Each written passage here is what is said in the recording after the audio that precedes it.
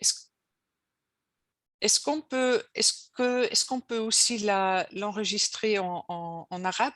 Est-ce que quelqu'un pourrait l'enregistrer en arabe ou c'est pas possible? C'est un seul enregistrement. Ouais, ok.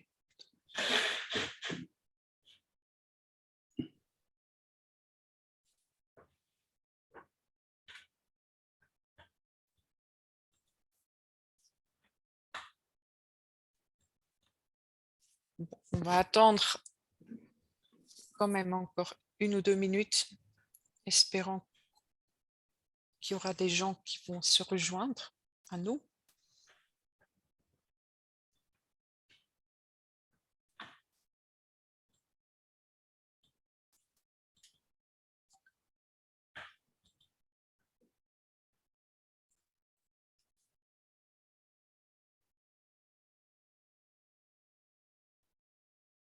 Bon, allez, c'est comme ça, c'est pas grave, on aura un enregistrement de la session.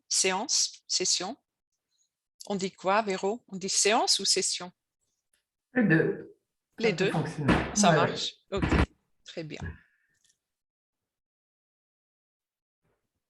Oui, on va commencer.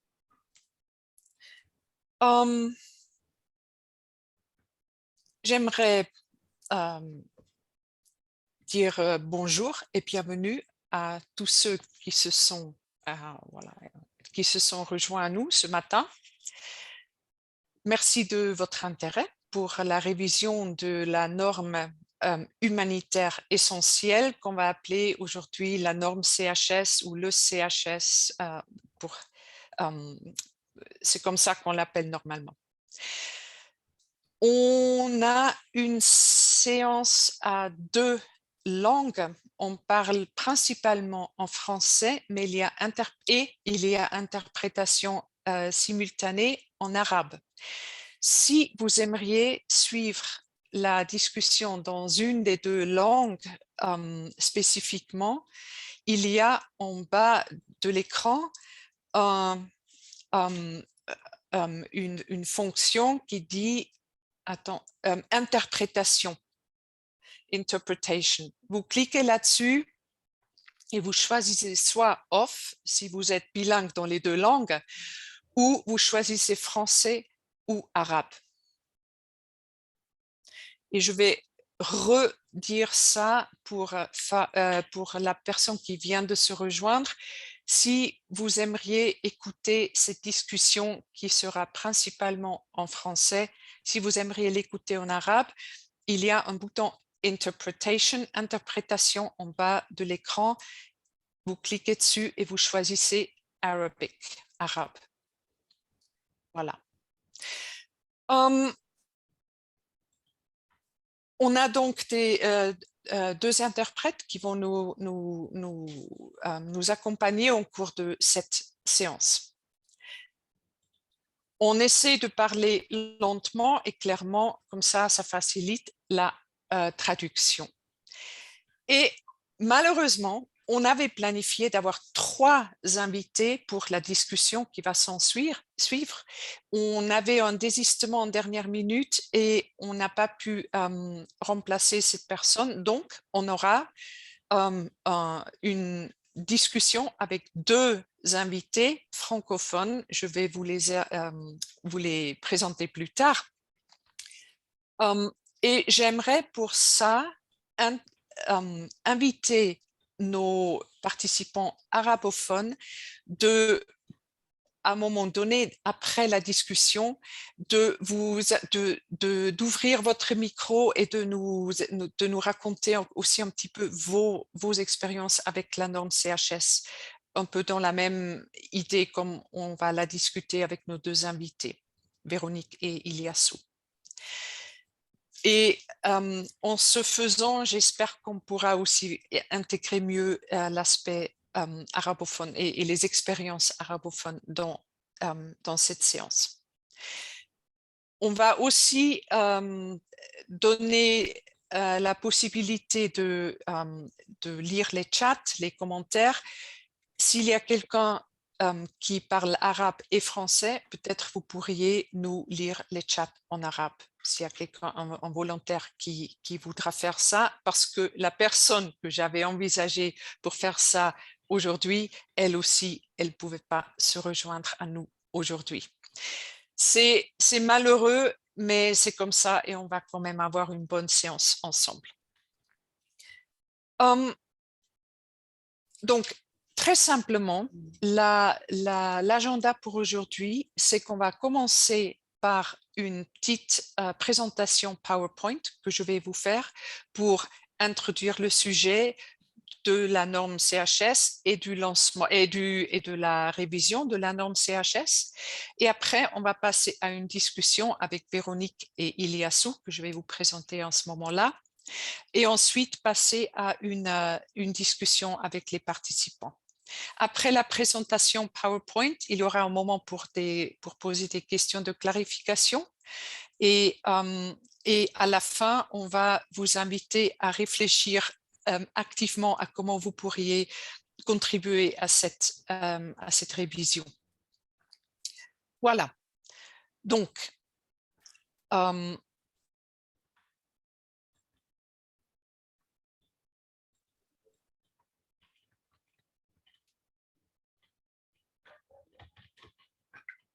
je vais commencer par partager mon écran. Le thème aujourd'hui, c'est comment et quels seront nos engagements à l'avenir envers les populations affectées par des crises. Donc, on veut vraiment revoir où on en est et comment on va s'engager dans le futur.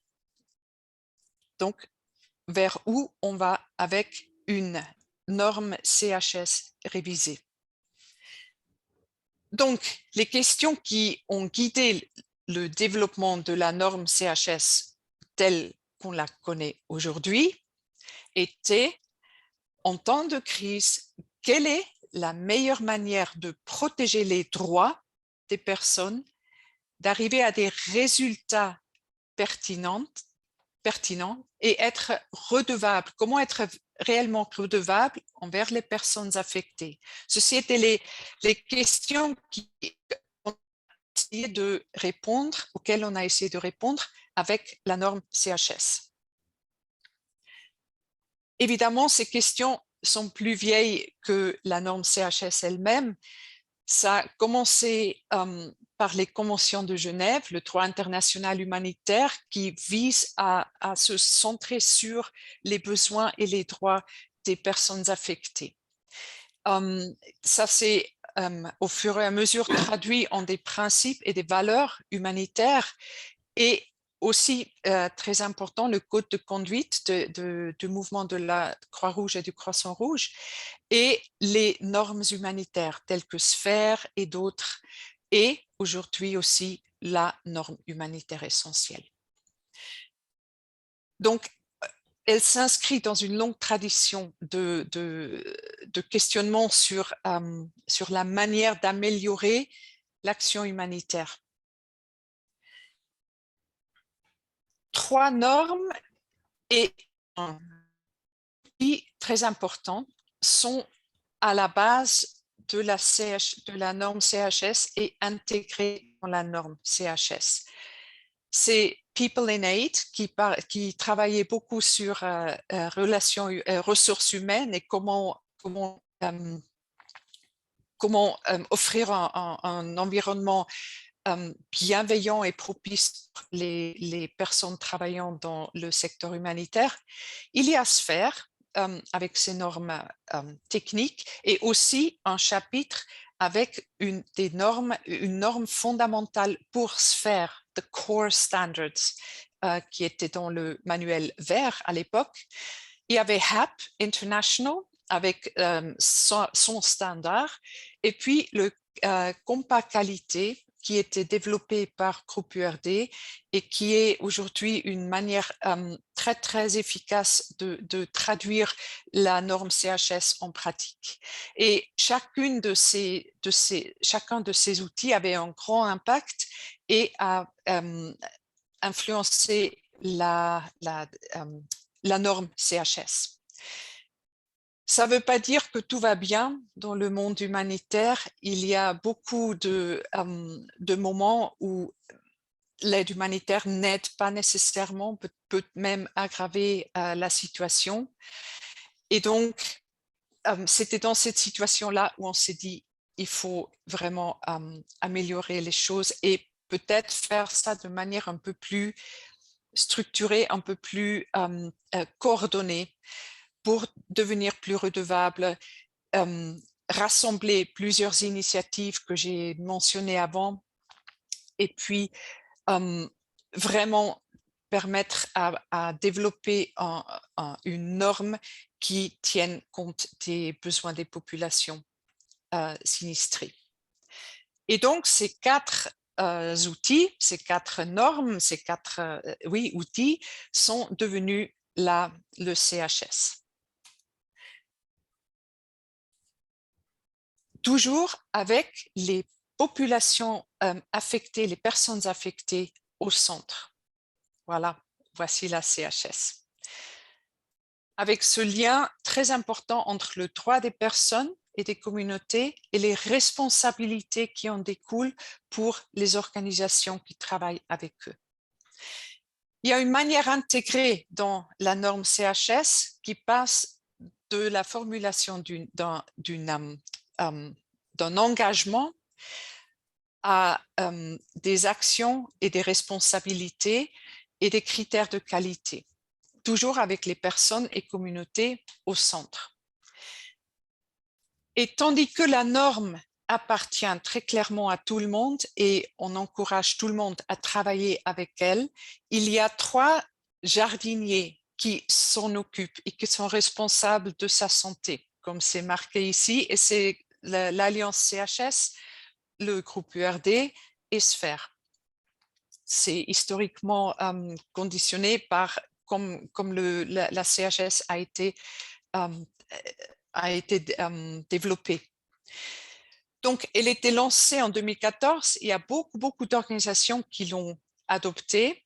Elle a grandi, elle a fleuri et aujourd'hui, on voit qu'elle est à la base de beaucoup de processus importants, notamment elle est un des socles pour les normes techniques et d'autres initiatives. Les normes techniques, c'est Sphère et les normes associées à Sphère. Après, il y a aussi, elle donne un cadre pour le suivi et l'amélioration continue pour les organisations et l'influence sur les politiques et les changements opérationnels vraiment au niveau systémique, à plus haut niveau, et elle transforme des relations avec les personnes et les communautés affectées. Donc, il y a un énorme éventail, une énorme variété de manières dans laquelle elle a influencé le système humanitaire pour qu'il devienne plus redevable et plus efficace. Bon, il y a des choses qui ont changé dans ces derniers 7 ans. Il y a l'urgence climatique, très clairement. Il y a la pandémie de Covid-19 qui a influencé notre manière de penser. Il y a beaucoup de mauvaise communication aussi autour de comment on travaille dans le secteur. Il y a beaucoup de difficultés encore à vraiment arriver à une participation et une inclusion des personnes affectées, vraiment une bonne inclusion. Et il y a tout un grand mouvement de repenser les dynamiques de pouvoir entre les organisations et les personnes affectées. Et tout ça, ça influence aussi la norme CHS, comment elle est utilisée. Et donc, on va voir comment tous ces événements et d'autres vont nous aider à réviser la norme CHS. C'est pour ça qu'on a lancé ce processus de révision. On va en gros voir ce qui fonctionne bien et garder ça, ne pas tout recommencer à zéro. On va ensemble définir ce qui doit changer, où il y a besoin d'amélioration et, très important, on va utiliser ce processus de révision pour maximiser le potentiel de la norme en tant qu'outil, mais aussi en tant qu'utilisateur qui travaille avec la norme. Et après, avec beaucoup d'organisations et d'acteurs humanitaires qui vont travailler avec la norme, la fleur devient un arbre, l'arbre devient une forêt et ça devient vraiment un outil qui, on espère, peut unir le secteur humanitaire autour des droits des personnes affectées. Comment vous, qu'est-ce que ça veut dire pour vous? C'est important de se rappeler qu'on va réaffirmer certains éléments de la norme. On ne va pas tout, comme j'ai dit, recommencer à zéro. Donc, par exemple, les engagements fondamentaux ou le fait qu'elles soient vérifiables, ça va rester. C'est important parce que la norme est déjà utilisée par beaucoup d'organisations. On va pas défaire ce qui a déjà été construit. On va tenter de simplifier là où il faut simplification dans le contenu, garder très clairement ce qui marche bien et renforcer ce qui a besoin d'être renforcé et amélioré en tant que contenu. Et ajouter des nouveaux éléments. Et il faut aussi qu'on soit très clair dès le début de ce qui, au fur et à mesure qu'on fait la révision, ce qui peut être dans la norme et ce qui va accompagner la norme autour, parce que c'est une norme globale. Ça veut dire qu'elle doit rester relativement simple, relativement globale comme elle l'est déjà.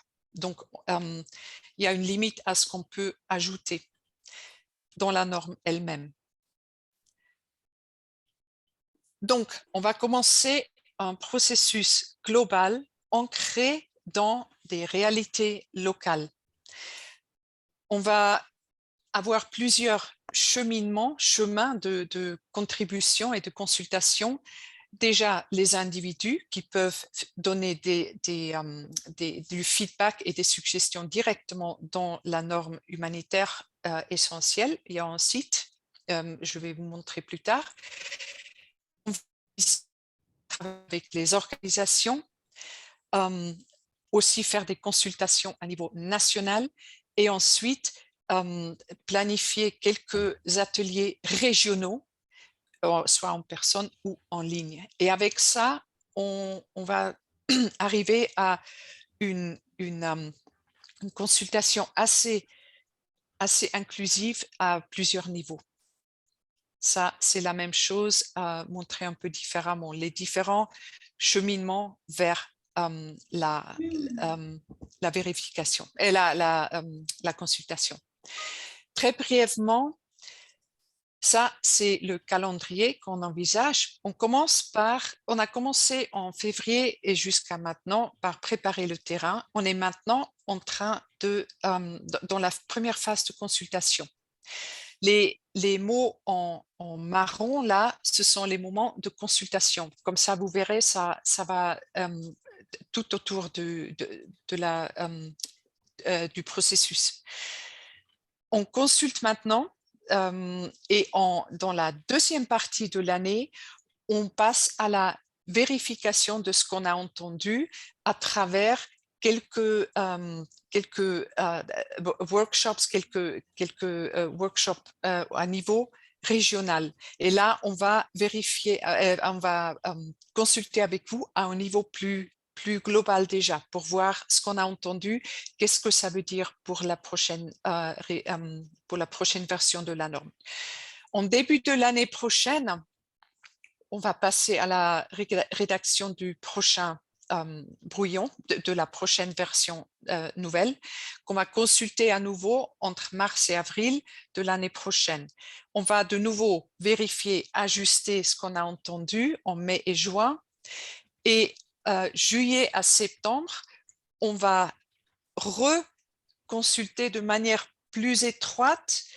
On va finaliser, on va tout mettre en place pour après, vers la fin de l'année, passer au lancement et à la diffusion de la nouvelle norme, de la norme adaptée, updated.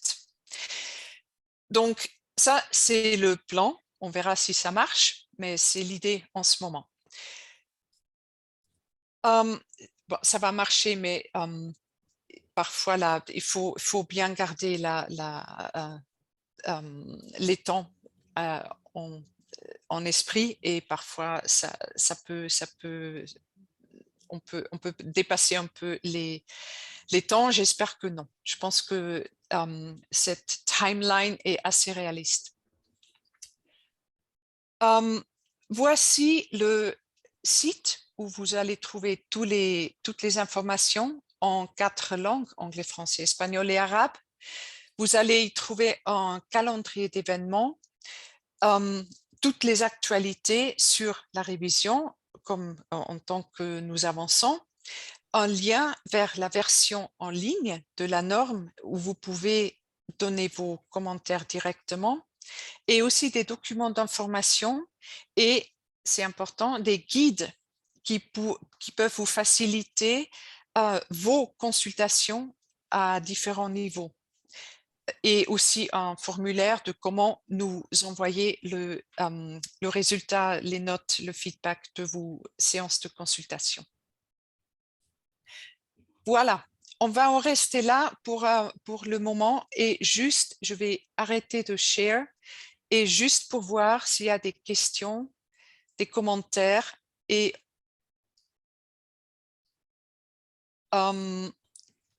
s'il y a de clarifications et tout ça.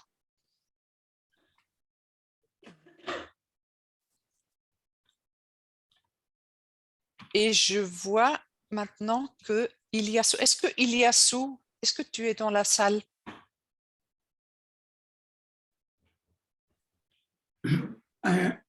Anina, Oui, Iliassou n'est pas encore là. il n'est pas là. Il a des problèmes de connexion. Je suis en train de gérer ça avec lui. D'accord. Bon, je vous tiens au courant. Ok, merci. Bon. Alors, et s'il n'y a pas de questions de clarification, je vais repartager mon écran parce que j'aimerais vous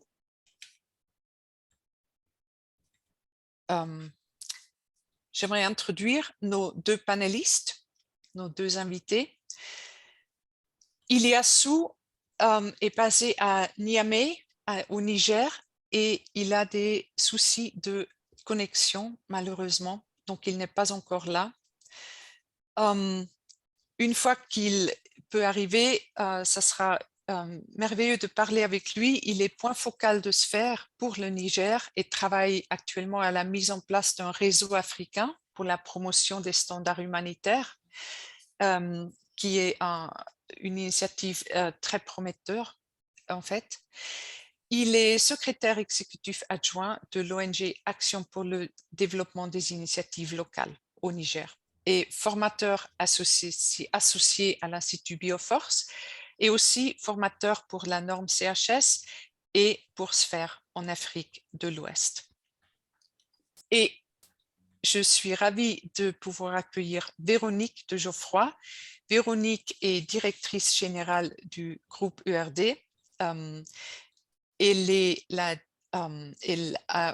gère une équipe de recherche, évaluation et formation et ça fait 25 ans qu'elle est dans le secteur humanitaire, donc il n'y a vraiment rien de nouveau sous le soleil pour toi, Véronique. Donc, j'aimerais proposer qu'on passe, que tu actives. Oh, oui, voilà, tu es là. Donc, on passe à notre discussion. Et l'idée était d'avoir une discussion entre Véronique et Iliassou et moi-même autour de quelques questions. On va simplement discuter maintenant avec Véronique.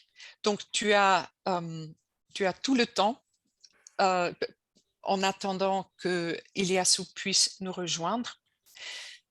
Et j'aimerais commencer par te demander un petit peu, parler un tout petit peu de toi-même, dans le sens où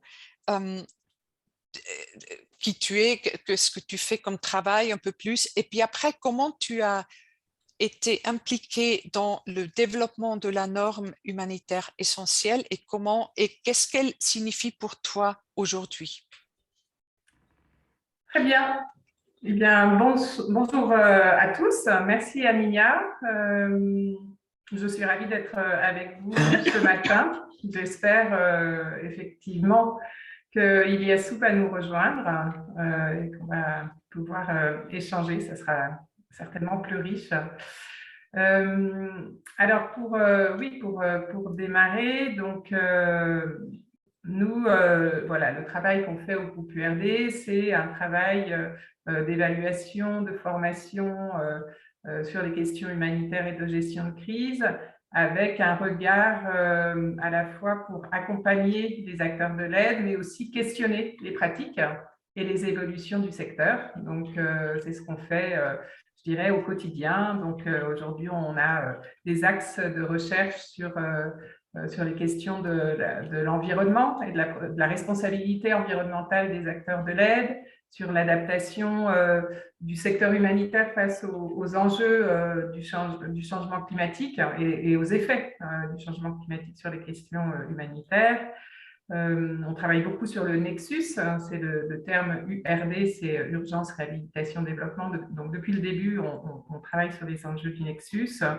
Et évidemment sur la qualité de l'aide depuis la fin des années 90, à peu près en même temps que le projet SPER et dans l'historique qu'Aligna redonnait à cette époque où il y a eu un foisonnement d'initiatives pour relever les défis de l'amélioration de la qualité de l'aide. Donc, en fait, pour moi, le CHS et pour le groupe URD, le CHS, c'est à la fois un aboutissement et un nouveau départ. En fait, il faut quand même se remettre dans les années 2000. Il y avait, comme tu l'as dit, Aninia, beaucoup d'initiatives différentes. Et je pense que un des gros aboutissements du CHS, ça a été de se mettre d'accord dans le secteur de l'aide. Dans les années 90, début des années 2000, il y avait effectivement différentes compréhensions de c'est quoi l'aide de qualité et pour qui, la qualité pour qui. Et il faut se souvenir, au départ, la définition majoritaire, elle était quand même celle de l'OCDE, celle des bailleurs, qui utilisaient des critères d'évaluation autour de l'efficacité, de l'efficience, de l'impact, pas du tout des questions de participation, de respect.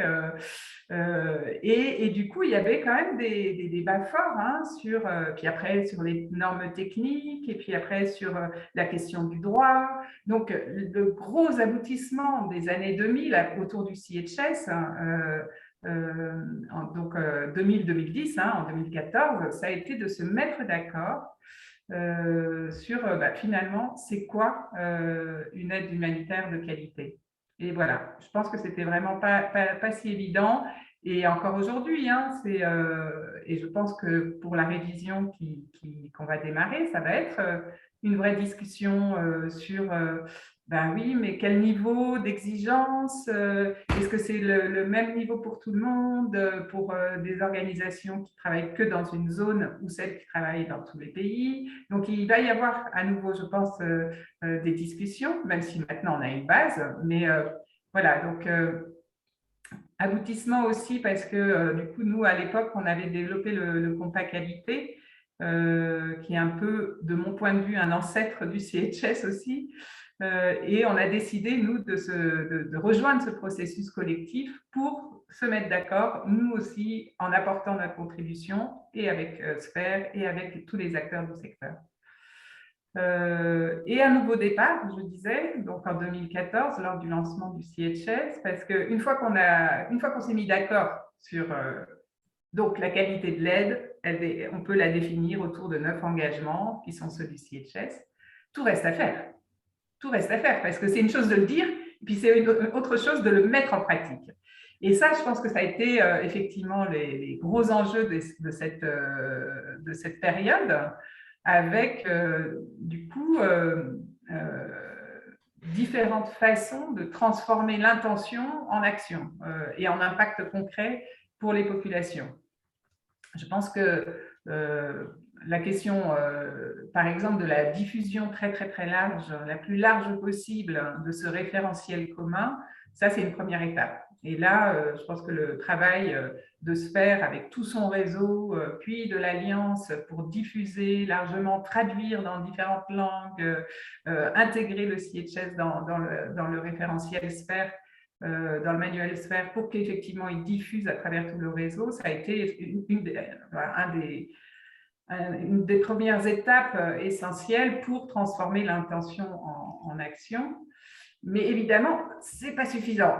Il faut aussi accompagner le changement, il faut que ça transforme les pratiques au sein des organisations. Donc là, ça passe par de la formation, ça passe par de l'accompagnement, ça passe par des systèmes de vérification qui poussent la transformation des processus. Et là, à nouveau, je pense que les organisations qui se sont engagées dans à mettre en œuvre le CHS, qui se sont soumises à de la vérification extérieure, ont très bien compris et vécu ce que ça veut dire effectivement de transformer les pratiques. Voilà. Après, nous, le groupe URD, on n'est pas sur ce volet-là, on est plus sur les pratiques au niveau terrain, au niveau de la gestion de projet. Donc, là où nous, on a apporté une contribution, c'était effectivement la traduction du CHS pour la gestion de projet et pour l'évaluation des projets. Donc, concrètement, on a développé des formations sur le suivi-évaluation basées sur les critères du CHS. Et nous aussi, on a adopté en interne et utilisé en interne le référentiel du CHS dans la plupart de nos évaluations. Quand on nous commandite des évaluations, on essaye, quand liberté est donnée sur le référentiel, on met en avant le référentiel du CHS.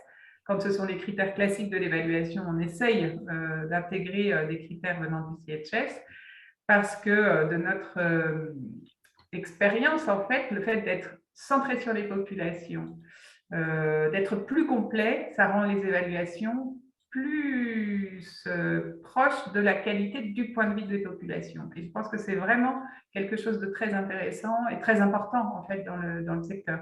Tirer les leçons de qu'est-ce qui a bien marché, mais du point de vue de qui? Est-ce que c'est le respect des procédures, des tick the box des bailleurs qui fait la qualité d'un programme? Ou est-ce que c'est effectivement que les populations se sont senties écoutées, respectées, prises en compte? Donc voilà, je pense que c'est quelque chose d'important. Et l'idée, c'est de soutenir les évaluateurs pour effectivement utiliser le plus possible le CHS dans les évaluations. De façon spécifique aussi, on est membre d'un consortium autour du bassin du lac Tchad sur le projet Résilac en partenariat avec ACF et CARE et d'autres partenaires locaux. Et on a développé et utilisé une approche qui s'appelle les Feedback Days, basée sur le CHS et qui, donc c'est une approche, une méthode pour que les équipes projets de façon systématique et régulière, collectent les feedbacks positifs, négatifs des populations, base finalement d'un certain nombre de questionnements issus des critères du CHS et avec un engagement à traiter et faire évoluer le projet sur la base des résultats. Donc voilà, j'étais un petit peu longue puisque j'ai du temps à Linia, mais voilà, pour répondre à ta première question, la façon voilà, que j'ai, comment j'ai rencontré le CHS, comment nous-mêmes on s'est impliqués dedans et ce qu'on en fait aujourd'hui voilà, pour le secteur. Super, merci beaucoup Véronique. Est-ce que tu vois une différence est-ce que tu vois oui, une différence concrète dans la manière dont on travaille aujourd'hui avec les personnes affectées et les populations affectées? Parce que c'est une chose de écrire la norme, puis c'est une chose de la mettre en place, mais quel est selon toi l'effet vraiment sur les populations? Comment tu le vois, cet effet sur l'interaction avec les personnes affectées? Alors ça, c'est la question à 1 000 €. Hein. L'impact de la norme sur la qualité de l'aide, c'est la question que Sphère se pose, que le Oui, groupe URD, que l'Alliance IHS se pose, et c'est une question qui est à la fois fondamentale et pour laquelle il est très difficile d'avoir une réponse consolidée. oui. Donc, on n'a pas de réponse consolidée à ce jour. Donc, je peux témoigner et parler de ma compréhension des choses. Hein. Donc, ça, c'est un peu en préambule pour cadrer un peu ma réponse. Je pense qu'on va dans des directions parfois un peu opposées. Comment dire? Je pense qu'il y a des efforts réels et des avancées par un certain nombre d'acteurs sur la prise en compte du point de vue des populations, des choses plus participatives, plus ancrées dans les réalités locales, et en même temps, un secteur qui s'est sur-professionnalisé ou sur-procédurisé, avec des exigences extrêmement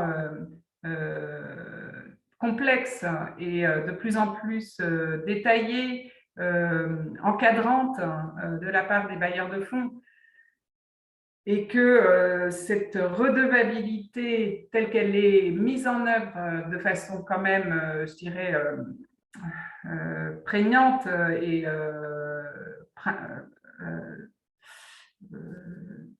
très impactante dans le secteur, donc une redevabilité plutôt verticale et plutôt remontante pour donner des gages,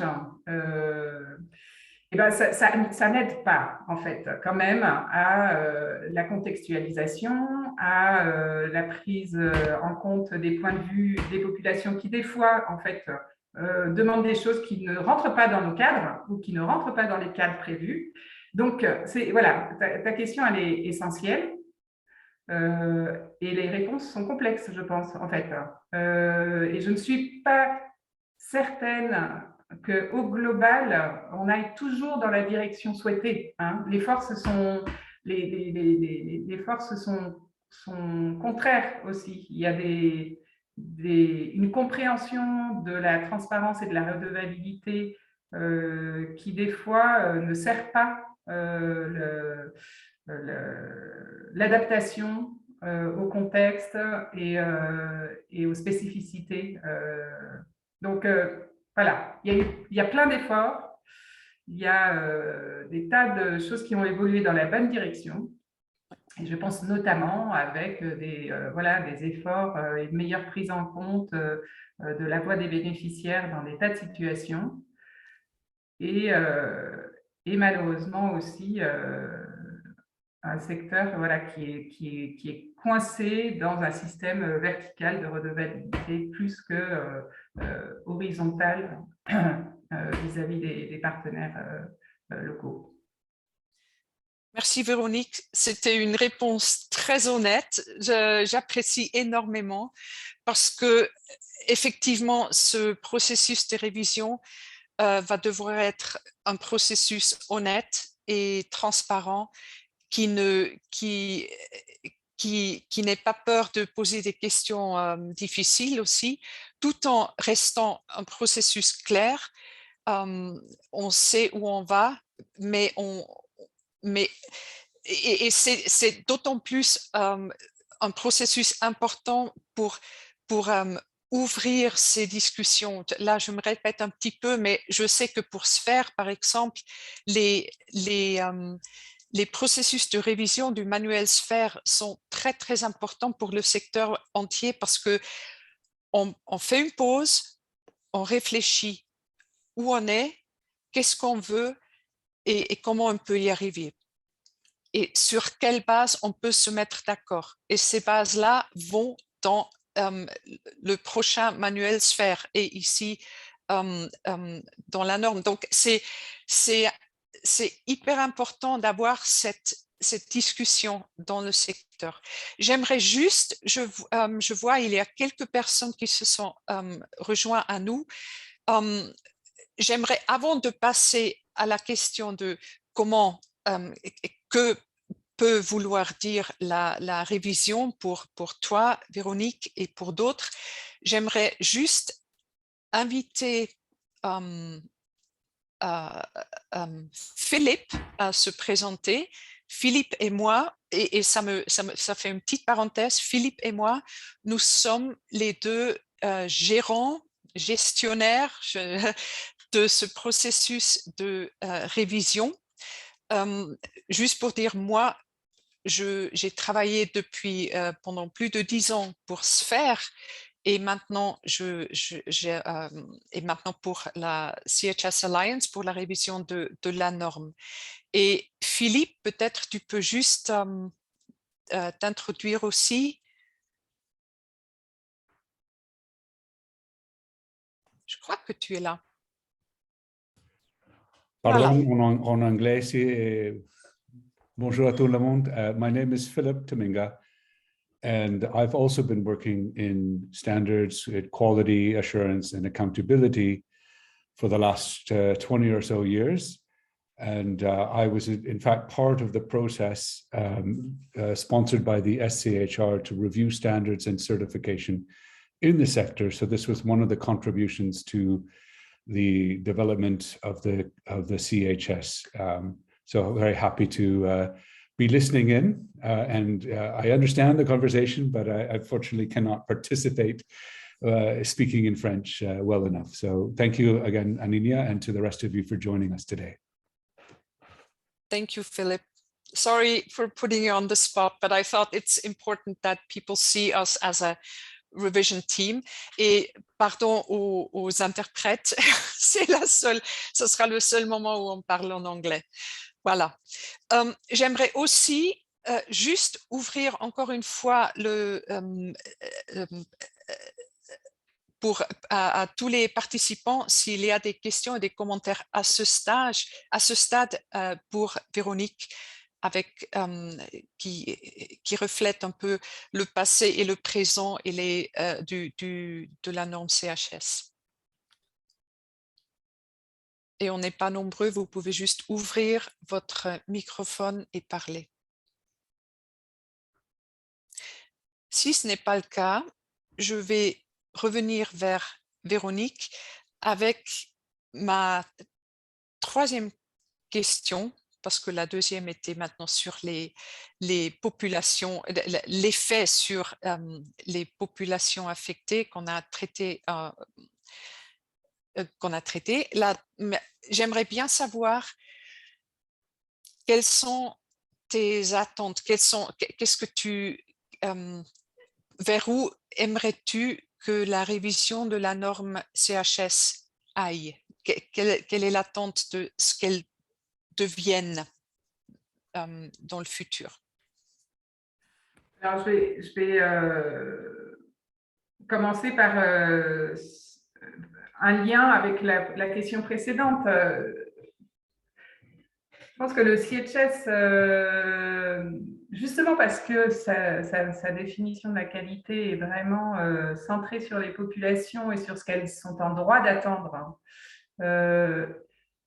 ça va dans le bon sens par rapport à cette question-là de la procédurisation. C'est que ça met le sens au cœur. Et ça, je pense que c'est essentiel de continuer, de préserver ça et de le renforcer. Justement parce qu'on est quand même dans un secteur qui va plutôt dans ce sens-là des procédures et de la rigidification.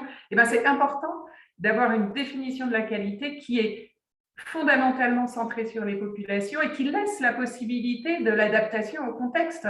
Et ça, c'est vraiment quelque chose qu'il va falloir continuer à tenir et à renforcer pour la suite. Alors, je pense qu'il y a vraiment un enjeu très très fort là-dessus. Sur la question du contenu des critères et des engagements du CHS, alors je pense qu'on est nombreux là autour de cette salle Zoom, dans cette salle Zoom, à avoir conscience qu'effectivement le monde a évolué depuis 2014 et que par exemple la question de la responsabilité environnementale et de la préservation de l'environnement dans les contextes déjà fragilisés, c'est quelque chose qui est essentiel, c'est quelque chose qui était déjà là et qui est déjà là dans la norme CHS, mais probablement à renforcer. Les acteurs humanitaires ont de plus en plus conscience de que finalement, peut-être même ce qui est au cœur, c'est les populations dans leur écosystème, dans leur environnement, c'est ça qui est à préserver aujourd'hui, en fait, pour la survie même de l'humanité, soyons clairs. Ce n'est pas les populations toutes seules, c'est les populations dans leur relation avec leur environnement, avec, dans certaines zones, leur environnement physique, les animaux d'élevage, l'environnement qui est l'élément essentiel de la survie et qui est mis à mal aujourd'hui, alors certes par le changement climatique, mais pas que, par les pollutions chimiques, la dégradation, l'effondrement de la biodiversité.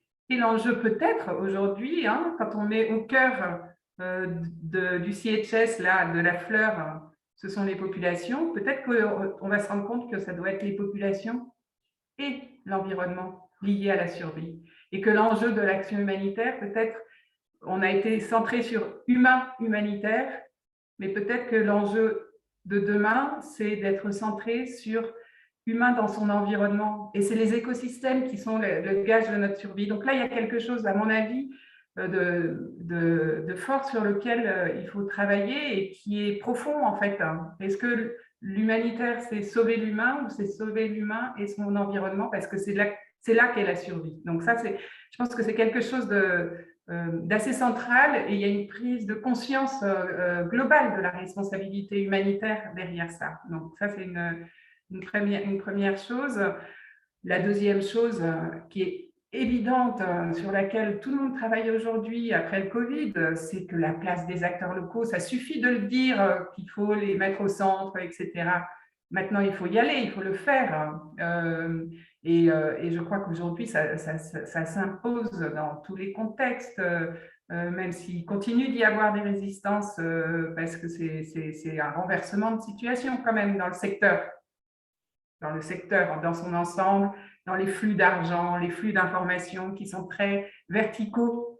Et là, tout d'un coup, on se dit peut-être qu'il faut rendre ça beaucoup plus horizontal. Donc, mettre en premier les acteurs des territoires dans leur diversité, les ONG, oui, bien sûr, mais pas que. C'est les ONG, c'est les autorités locales. On voit bien, par exemple, en Ukraine, les maires, ce sont eux qui sont en première ligne des secours à leur population. Les réseaux informels, ce n'est pas que les ONG dûment constituées avec un conseil d'administration, etc. On voit partout sur la planète, là où il y a des catastrophes, c'est d'abord les voisins, c'est d'abord les comités de quartier, c'est des mouvements qui, pour certains, n'ont aucune envie de devenir une ONG, de se créer en tant qu'association.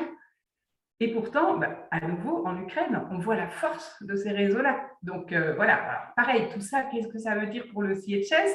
Heureusement, on a un peu de temps pour y travailler. Oui, ouais, super. Non, c'est très vrai. C'est très,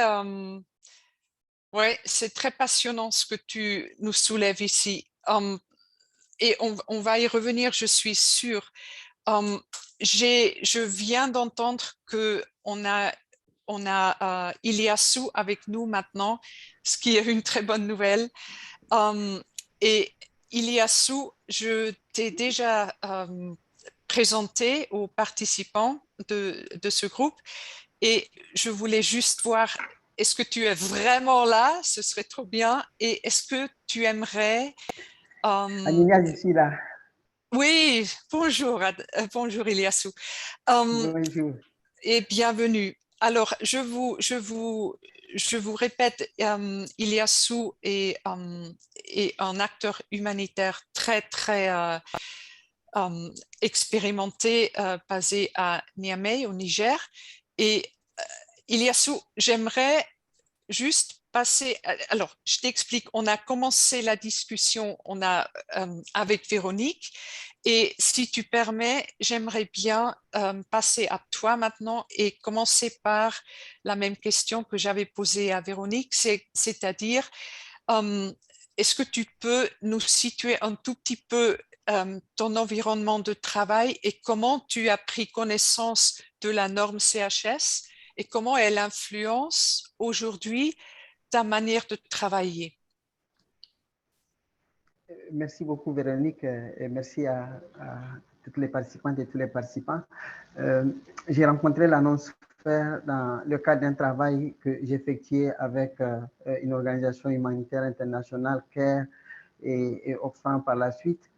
Et aussi, j'ai rencontré la norme dans le cadre de mon travail avec Sphère en tant que point focal Sphère pour le Niger. Et là, en ce moment déjà, en termes d'initiative de qualité, on travaille avec les grands-parents de la CHS, HAP, People in Aid. Et donc, en 2015, la CH a été lancée et voilà, et donc j'ai pris le bâton en marche. Je travaille dans un contexte sahélien de crise, au début des crises essentiellement, disons, naturelles, sécheresse, famine, épidémie. Mais aujourd'hui, le contexte sahélien se caractérise en plus de la famine, de la malnutrition, par les attaques terroristes. Donc, une crise sécuritaire aiguë et qui bouleverse tout le monde. Alors, comment est-ce que la norme influence ma façon de travailler? Je dois dire qu'en tant que sahélien, et en tant que praticien des standards humanitaires, la norme a été pour nous d'un grand intérêt en termes de changement de comportement, attitude nous-mêmes en tant qu'humanitaires vis-à-vis des personnes que nous sommes censés assister dans le travail que nous faisons, en termes de comment nous on va se comporter, en termes de comment est-ce qu'on abordera les gens, en termes de quel espace est-ce que nous offrons aux personnes que nous assistons pour réagir, pour interagir avec nous de façon à ce que nous puissions contribuer à satisfaire les besoins les plus urgents dont ils sont porteurs. La norme est apparue également pour nous comme étant un outil du dialogue en particulier avec le pouvoir, avec les institutions étatiques en charge de l'action humanitaire, avec les services qui gèrent, qui coordonnent l'action humanitaire. Un outil également de discussion, d'échange, de dialogue avec tous les autres acteurs humanitaires à travers les clusters. Et donc, quelque part, pour nous, je ne m'abuserai pas en disant que la norme est apparue en ce moment pour nous comme étant une opportunité à la limite de survie, parce que c'est elle qui permet de discuter les uns avec les autres, mais c'est aussi elle qui nous permet de négocier l'espace humanitaire, parce qu'au Sahel, en ce moment, nous avons des problèmes de crise d'espace humanitaire. L'espace humanitaire est de plus en plus restreint du fait de certaines mesures que les forces armées prennent, du fait de certaines mesures que le pouvoir prend. Eh bien, c'est quelque part la norme qui nous permet de rentrer en contact avec ces gens, de montrer que c'est une obligation pour eux d'abord et que nous autres, nous venons simplement les assister pour qu'ils remplissent leurs tâches. Et donc, quelque part, la norme, elle est fondamentale comme son nom l'indique. Merci. Alors ça, c'est une réponse très forte aussi. Comment, alors très concrètement, comment tu utilises la norme quand tu vas parler avec les pouvoirs locaux ou peut-être nationaux? Comment tu vas introduire la norme ou le sens de la norme pour justement pour préserver l'espace humanitaire? Alors, il y a deux portes d'entrée importantes. La première porte d'entrée importante pour nous, c'est qu'on s'est basé sur les responsables là, des services qui gèrent l'action humanitaire, qui ont participé à certaines formations que nous avons animées. Ces personnes-là sont nos ambassadeurs au niveau de leurs services. Et dans des discussions, des réunions de leurs services, ils abordent la question de l'obligation qu'ils ont, de l'obligation de ces services-là, de collaborer avec les autres, de facilitations qu'ils doivent faire, et de façon à ce que tout le monde se mette ensemble pour apporter l'assistance. Donc, pour nous, première chose, c'est utiliser ces agents-là qui sont acquis à la limite à la cause, qui comprennent les enjeux pour qu'ils travaillent avec leur hiérarchie, et de plus en plus, la hiérarchie est ouverte et dit c'est une bonne chose, et elle apprécie sur le terrain la qualité du travail accompli, et donc on travaille beaucoup plus en synergie que se regarder comme étant des acteurs opposés, d'autant plus que finalement tout le monde comprend qu'on s'est en train de dire les réunions, les discussions, la préparation de l'assistance humanitaire, l'évaluation des besoins et se fait de façon conjointe avec autorités administratives, autorités coutumières, acteurs humanitaires, tout le monde ensemble. Et il est arrivé plusieurs occasions où les forces de sécurité quelque part organisent nos appuis et ils font des patrouilles dans la zone et ils nous sécurisent l'espace. On va très rapidement, en un temps record, agir, répondre aux besoins et se replier avant que la situation ne se dégrade. Donc, quelque part, de plus en plus, franchement, on se comprend puisque tout le monde est arrivé à comprendre que la norme est créer les conditions d'un exercice les conditions pour que chacun exerce ses attributions en parfaite harmonie avec les autres.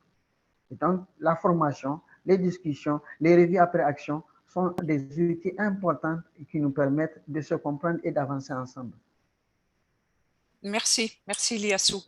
Véronique, est-ce que je peux, sur la base de ce qu'on vient d'entendre d'Iliassou, ça te fait réagir et est-ce qu'on peut commencer à faire le pont vers la discussion sur la révision de la norme? Parce que ce que dit Iliassou, ça veut dire que, et toi aussi t'en parlais, cette force de la norme potentielle et réelle, et comment on peut arriver à la renforcer encore plus par rapport à ce qu'a dit Iliassou, et où est-ce que tu vois peut-être aussi des challenges par rapport à ça? Oui, merci, merci Aminia et merci beaucoup Iliassou. Effectivement, tout à l'heure, ce que je disais, pour moi, le plus grand aboutissement du CHS en 2014, c'était d'avoir réussi à mettre tout le monde d'accord sur c'est quoi une aide de qualité. Et parler un langage commun, c'est exactement ce que tu viens de dire, hein, c'est se mettre d'accord entre les agences UN, des nouveaux arrivants dans le secteur de l'aide, des autorités locales, en disant non mais en fait c'est ça qui nous rassemble. Si on veut travailler dans le secteur et venir en aide à des populations, c'est ça le minimum des bonnes pratiques de ce qui doit être fait, de ce que les populations sont en droit d'attendre et ce qui n'est pas acceptable. Et ça, je pense que c'est très, très puissant. Et c'était vraiment ça, pour moi, qui manquait. On était dans des débats, etc. Et puis là, d'avoir du coup un langage commun, ça, c'est vraiment quelque chose d'essentiel. Et puis la deuxième chose qu'a dit Iliassou, et qui pour moi est une réalité, c'est qu'aujourd'hui, le secours aux populations, c'est quelque chose qui nous concerne tous, et ça n'est pas quelque chose qui est réservé à des ONG dites humanitaires. Et effectivement, de plus en plus, à l'avenir, c'est quelque chose qu'au groupe URD, on porte de façon très, très vivante, c'est que le niveau des crises, la nature et le nombre des catastrophes est en train de nous échapper et que ce n'est que le début. Et que le système humanitaire tel qu'il est constitué ne peut pas seul répondre à tous ces enjeux. C'est évidemment une question de politique publique. C'est des enjeux sur lesquels tout le monde doit être invité en fait, à participer en anticipation et en réponse aux crises. Que ce soit le secteur privé, les autorités, toutes les bonnes volontés doivent pouvoir intervenir en cas de catastrophe. Mais pour ça, il faut partager un minimum voilà, d'un référentiel commun, d'un langage commun pour se comprendre et pour pouvoir effectivement agir ensemble. Et ça, je pense que c'est quelque chose effectivement de plus en plus. Et on l'a déjà dit, mais pour la révision du CHS, je pense que c'est ça, c'est à qui on s'adresse. Et là, on s'adresse à toute personne ou toute organisation, qu'elle soit société civile, autorité, qui, à un moment donné, même si ce n'est pas son mandat premier, va venir au secours d'une population parce qu'il y a des besoins. Et là, il faut du coup mettre le cœur de ce qui est attendu pour ces intervenants-là, de ce qui est attendu, de ce qui est permis et de ce qui n'est pas. Voilà. Oui, merci. Juste un tout petit on rappelle, on est en train d'interpréter en arabe et je rappelle à toi et Iliassou aussi de parler un peu lentement parce que je suis... Oui, je vois là, ok. Merci Véronique. Alors, très important, donc cette implication, cette application plus large vraiment de la norme CHS. Iliassou, j'espère que tu es encore là. Oui, Iliassou, oui, super. On apprécie chaque minute avec toi, hein, t'es précieux. Quel est selon toi, donc, en réaction aussi à ce qu'a dit Véronique, mais aussi toi, quelles sont tes attentes de la révision de la norme en ce moment? Et aussi, si tu veux tout de suite aller dans les challenges, dans les situations difficiles, dans les difficultés le sujet que des peut-être tu acteurs. attends. Ouais. Allô? Oui. Vous m'entendez? Oui. La norme, comme le dit Véronique, elle s'adresse à tout le monde, sans exception, tout le monde, parce que l'assistance humanitaire, les crises humanitaires affectent tout le monde. Par conséquent, la révision doit se focaliser sur tout le monde et faire en sorte que tout le monde soit engagé. Les NEP engagements qui sont disponibles en ce moment, ils demeurent valides, ils sont puissants. Ils sont puissants et je pense qu'en termes de révision, on doit regarder quelles sont les conditions. Si les acteurs, notamment les autorités, sont d'accord avec les NEP engagements, mais quelles sont les conditions qu'ils doivent créer pour que ces NEP engagements permettent aux acteurs de travailler sur le terrain. Et donc, de mon point de vue, le processus de révision peut analyser toutes les difficultés d'accès que rencontrent les acteurs en lien avec leur contexte et comment est-ce que les pouvoirs politiques qui détiennent la force publique, qui sont également, qu'il est de leur devoir normalement de porter l'assistance, mais qui créent des conditions pour que l'assistance se fasse sans trop de danger. Parce qu'aujourd'hui, les terroristes s'attaquent d'abord aux humanités. Ils sont à la limite en première ligne de l'action.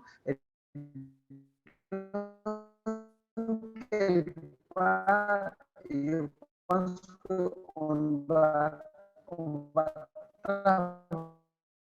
travailler à ce que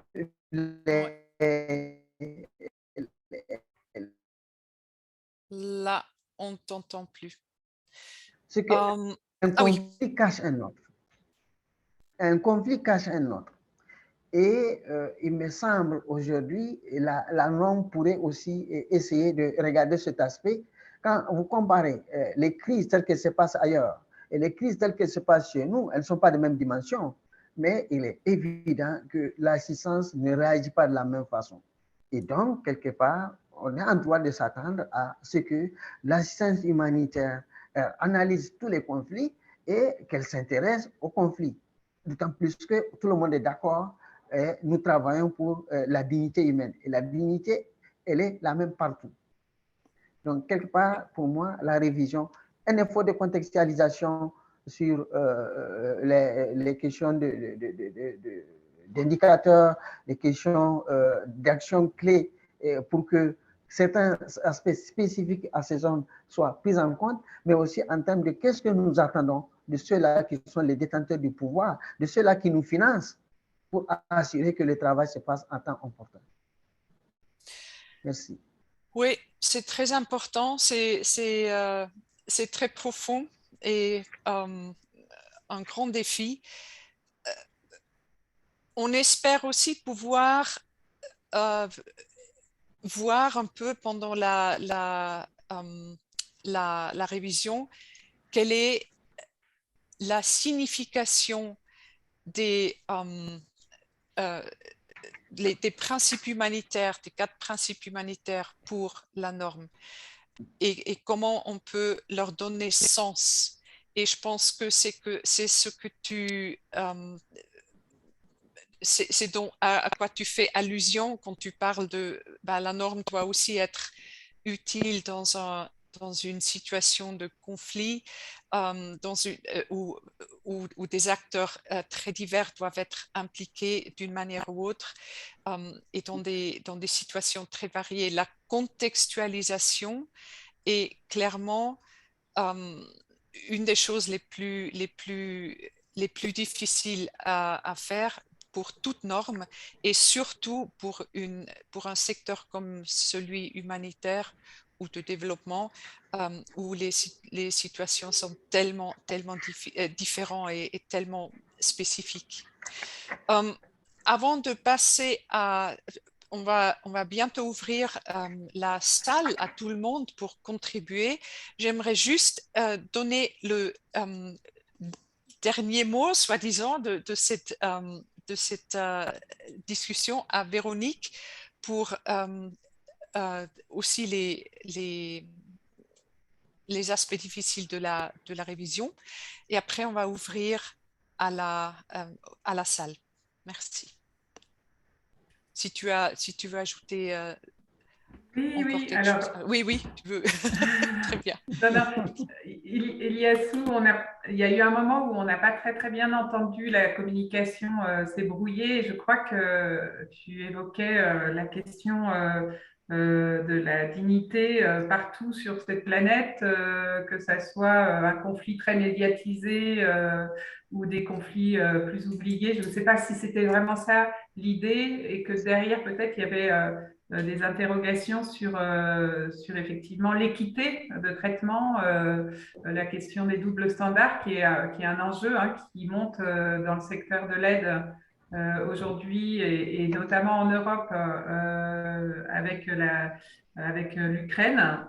Je pense que c'est une vraie question et c'est une question sur laquelle le secteur doit pouvoir réfléchir parce qu'avec le gap qui grandit entre le niveau des besoins et les ressources, il y aura de plus en plus de questions d'équité, de distribution des ressources ou alors de recherche de nouvelles ressources pour effectivement que la question de la dignité humaine soit traitée de façon équitable sur cette planète et qu'il n'y ait pas juste des zones totalement oubliées et d'autres surmédiatisées et sur lesquelles il y a...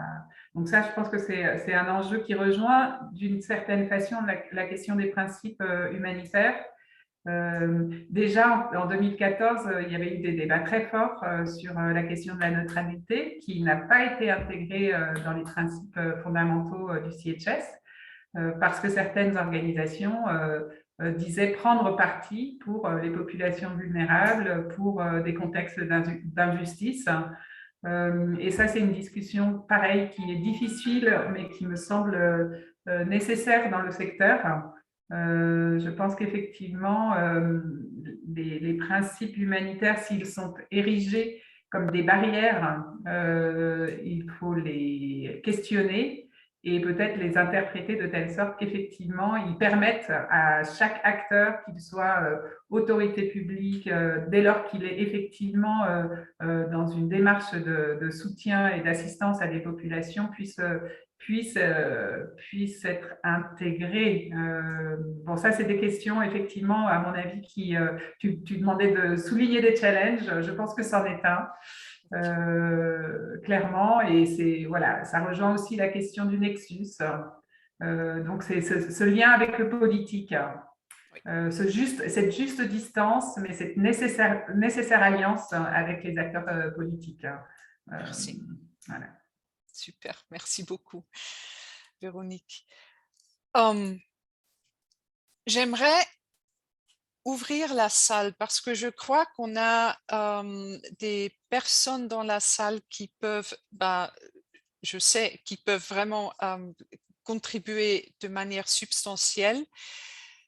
Avant que je vous appelle par votre nom, est-ce qu'il y a j'aimerais juste ouvrir et voir qui aimerait contribuer, qui aimerait parler de ça, de ces réflexions autour de la norme CHS et sa révision. Nina, est-ce que vous m'entendez? Est-ce que je peux prendre la parole? Oui, vas-y. Très bien, merci. J'ai suivi avec beaucoup d'intérêt l'intervention de Véronique. Merci Véronique et d'Iliassou. Il y a quelques questions sur lesquelles j'aimerais aussi apporter la contribution de ce que nous faisons au CHS Alliance. Je suis Senior Advisor dans CHS Outreach. Je ne sais pas comment traduire ça en français, alors je le dis en anglais. Mon travail au CHS, c'est de m'assurer que les acteurs, alors le CHS est connu, utilisé et approprié dans les pays dans lesquels l'aide se passe, les acteurs que nous appelons souvent les acteurs nationaux. Donc, c'est le travail que je fais. Et quand vous avez posé, Amina, quand tu avais posé la question sur l'impact, je sais que c'est une question, Véronique lui a dit, c'est une question importante et que nous réfléchissons à ça. J'aimerais juste dire que dans le travail de l'Alliance, en accompagnant des organisations qui appliquent le CHS à travers la vérification, il y a beaucoup d'éléments que nous collectons qui nous permettent d'avoir une certaine vision sur ce qui se passe, sur comment les acteurs humanitaires prennent le CHS. Il y a maintenant, on va dire, plus de 130 organisations qui sont engagées formellement dans ce processus de vérification, en passant par l'auto-évaluation, la vérification indépendante et la certification. Et l'Alliance a commencé aussi, s'intéresse à cette question d'impact et a commencé à publier le rapport de redevabilité humanitaire et celui de 2020 a clairement pris les expériences d'utilisation par les organisations qui sont vérifiées. Donc, on voit comment le CHS évolue, quels sont les engagements sur lesquels on arrive à avancer et les engagements qui constituent un défi pour le secteur humanitaire. On sait par exemple que la participation, ça fait longtemps qu'on en discute dans le secteur, mais ça reste un challenge. Là, comment répondre aux plaintes des populations ou des personnes avec qui nous travaillons, c'est des challenges, on a ça. Et on va publier encore en juin cette année, celui de 2022, qui encore a fait un travail profond en posant des questions à plein de personnes dans le secteur pour comprendre comment le CHS a été utilisé, pris et quel impact ça a. Maintenant, quand on a clairement vu l'impact sur les organisations, le changement, l'amélioration que ça provoque au sein des organisations pour remplir les engagements, pour respecter les engagements, on a clairement vu ça. Pour aller sur quel impact sur les populations, c'est un travail qui est en train de se faire. Là encore, on a lancé une série d'études sur comprendre l'impact qui va venir. Alors, on essaye de travailler aussi avec d'autres organisations qui sont dans le secteur, ALNAP, GTS, SIDAC, des organisations qui collectent des informations au sein des populations pour comparer avec l'évolution de comment on prend en compte les populations et comment on fait la participation et les comparer avec les données qui viennent de la vérification. Donc, il y a un travail qui est en train de se faire. C'est un sujet qui est très important et ça va forcément contribuer dans la révision qui est lancée. Donc, je vais m'arrêter là pour l'instant pour mes contributions. Merci beaucoup. Merci beaucoup, Bona. Oui, c'est un travail très important.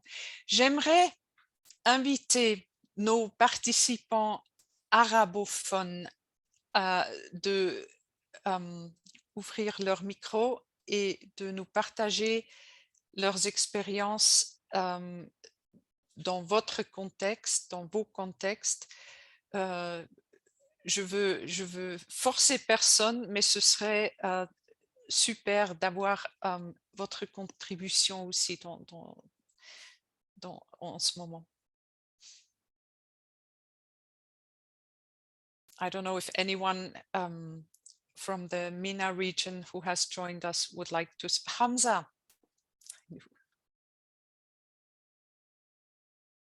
Welcome, Hamza.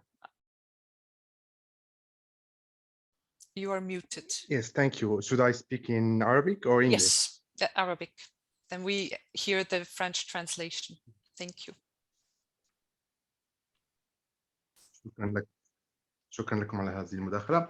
بداية أود أن أشكركم على هذه المحاضرة.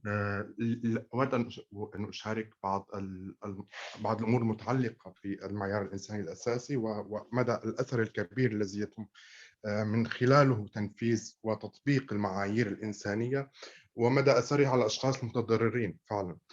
فهو يحاكي أداة عملية لمشاركة الأشخاص المتضررين وأيضا إدماجهم في عملية اتخاذ القرار أثناء الاستجابة للعمل الإنساني، وخصوصا في منطقة الشرق الأوسط. كان له أثر كبير جدا وكانت نقلة نوعية حقا في طبيعة الاستجابة ومحاكاة عملية ما بين المنظمات الإنسانية، الحكومات، وأيضا إشراك الأشخاص المتضررين. في السنوات العشرة الماضية لاحظنا تطور كبير في عمل المنظمات الإنسانية من حيث التطبيق وأيضا من حيث خط التحديات الموجودة في هذا السياق. طبعا ما زال هناك بعض التحديات والعقبات نود أن نطرحها ونشاركها أكثر، وأيضا أود التأكد من ما هي الآليات التي تتخذونها للتحقق من أن الأشخاص المتضررين قادرين على المشاركة في عملية تنقيح المعيار الأساسي الإنساني في خلال هذه العملية التي تقومون بها.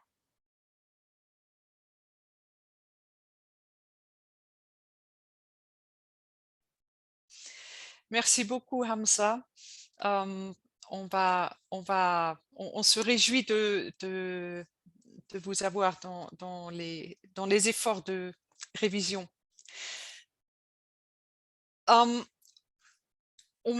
Je crois aussi, alors vous pouvez dire non, hein, mais je crois que Rachel, vous êtes dans la salle, Rachel Elien, et si je ne me trompe pas, vous avez quelques réflexions sur le contexte haïtien. Est-ce que c'est juste? Je suis là. Bonjour. Bonjour, Rachel. Est-ce que vous êtes d'accord de partager un petit peu sur vos expériences avec la norme CHS? Moi, je peux dire que maintenant, je suis à Dakar. Je suis haïtienne. Moi, je pense que par rapport à la norme a permis, dans la mesure du possible, que les organisations locales puissent faire beaucoup de plaidoyer pour faire partir vraiment des cadres de coordination qui existent dans le pays, dans le temps. Et je crois que quand j'étais avec OCHA en Haïti, il y a tout un travail qui a été réalisé à travers la mise en place d'une plateforme d'organisation locale qui devrait, dans la mesure du possible, travailler de plus en proximité avec l'intersecteur, comme moi je suis particulièrement au Tchad, et essayer de regarder aussi à quel niveau les organisations locales peuvent influencer les décisions qui se prennent à un haut niveau de leadership. Et l'une des questions qu'on avait toujours, c'est par rapport à cette question de qualité dont on parle, moi je pense que la question de minimum de confiance aussi avec les organisations locales, je ne sais pas comment est-ce qu'on doit la traduire, cette question-là. Pour moi, il y a toujours eu, dans la mesure du possible, une résistance qui n'était pas trop ouverte, mais on a pu voir qu'il y a eu une certaine résistance par rapport à la confiance qu'on devrait avoir au niveau, dans les organisations locales pour dire qu'elles ne peuvent pas faire ceci, qu'elles ne peuvent pas faire cela. Et je crois que ça n'a pas permis vraiment d'aller de l'avant et de pouvoir avoir des réponses qui soient vraiment localisées et qui prennent en considération de manière en de très grande profondeur vraiment les desiderata des populations. Et l'une des choses aussi, je crois, qu'il serait important de mettre l'accent par rapport à la qualité, c'est la question de la prise en compte des personnes vivant avec un handicap. On a pu voir aussi qu'il y a beaucoup d'efforts qui doivent être faits à ce niveau. L'année dernière, j'étais en Haïti et je vois que pour le moment, il y a un niveau d'engagement des organisations des personnes vivant avec un handicap qui sont en train un tout petit peu de pousser un peu et toute la réponse et la question de la coordination. Et je crois que la norme a permis vraiment à ces organisations de bien comprendre leurs droits par rapport à la réponse, par rapport à la coordination, mais dans le même temps aussi, il y a des considérations à faire, surtout par rapport à la question de confiance et aussi des fois l'approche de top-bottom en termes de partnership. On voit souvent cette organisation-là, bien sûr, on leur donne quelque chose, mais tout le processus de participation, tout le processus d'influence, ce n'est pas encore là vraiment. Over. Merci beaucoup, Rachel. Super. Une très belle contribution aussi. J'aimerais utiliser les dernières 5 minutes de manière suivante. J'aimerais vous demander à tous et à toutes de vous lancer vous-même et de nous écrire dans le chat ou si vous voulez dans un email après directement à nous. Quelles sont, selon vous, les opportunités de cette révision? Non, attendez, j'ai un slide pour vous.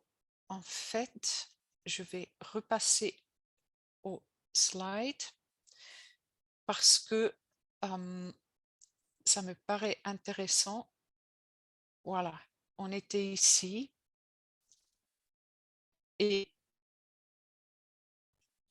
3 choses à garder, voilà, c'est ça qu'on voulait faire.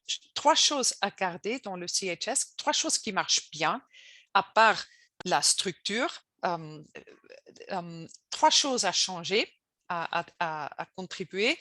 Et comment, pensez un peu à comment vous voudriez vous engager dans la révision, si c'est possible à ce stade. Vous pouvez utiliser le chat, donc, ou vous pouvez nous écrire à nous ou directement à revision@chsalliance.org et ça nous reviendra aussi. Et donc voilà, à vous de nous écrire ce qui vous passe, ce qui vous est important à partager. J'aimerais donner la parole une dernière fois à Iliassou et à Véronique. Avant de faire ça, j'aimerais vous rappeler les différentes manières dont vous pouvez vous impliquer dans la révision.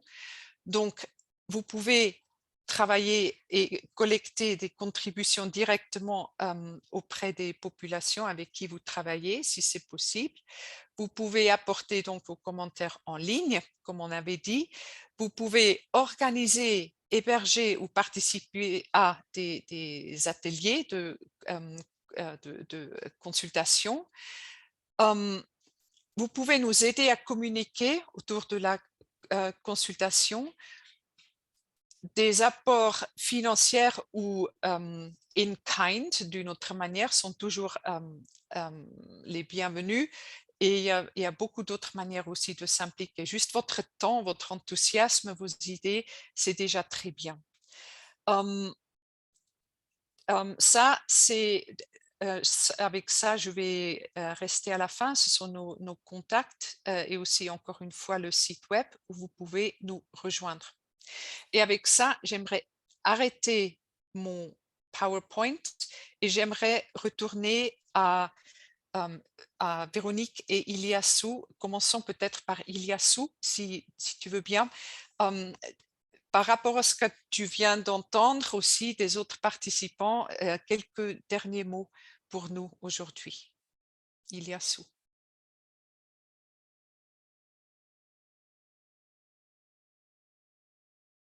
Oh, il n'est plus là. On l'a reperdu.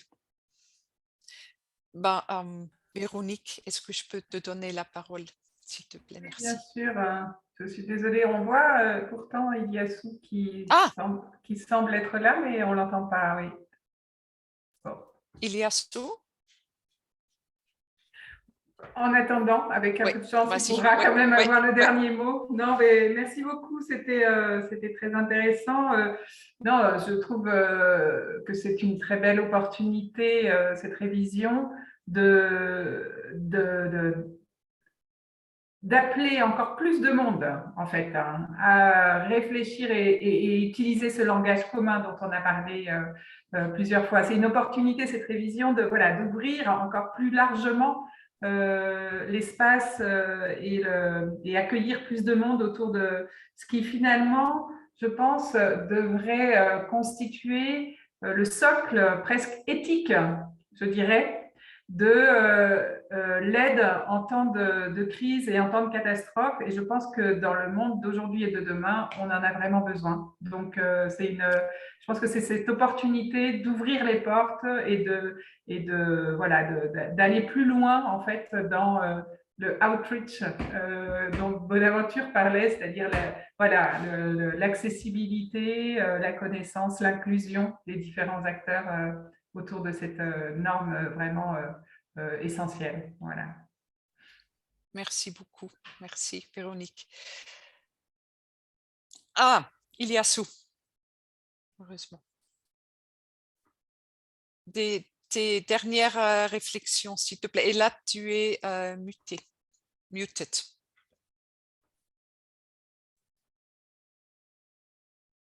Non, on ne t'entend pas.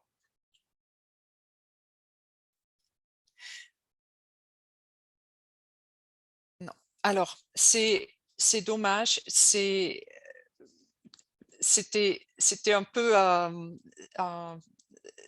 pari d'inviter Iliassou, mais je trouve qu'Iliassou a des réflexions extrêmement pertinentes et je suis très heureuse que tu aies pu nous rejoindre par moment.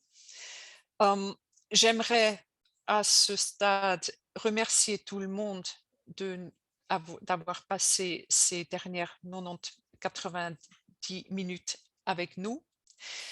J'aimerais vous inviter donc à vous investir dans la révision comme vous pouvez, comme vous voyez l'opportunité. Vous pouvez toujours nous rejoindre ici, moi et Philippe, et notre adresse générique révision@chsalliance.org. J'aimerais donner un grand merci à Patricia et Gisèle qui ont fait la traduction, l'interprétation aujourd'hui. Et j'aimerais aussi remercier mes collègues Tristan et Bona pour avoir assuré le soutien technique de cette rencontre. Et évidemment, un grand merci à Véronique et à Iliassou d'avoir partagé vos réflexions avec nous aujourd'hui. Ce n'est qu'un début. J'espère qu'on puisse rester et entrer en contact avec vous tous pendant les prochains 18 mois à peu près. Et j'aimerais avec ça vous remercier et vous souhaiter une très belle journée à tous et à toutes. Merci. Merci. Merci. Oui. Merci. Merci beaucoup. Merci, super, merci beaucoup. À bientôt.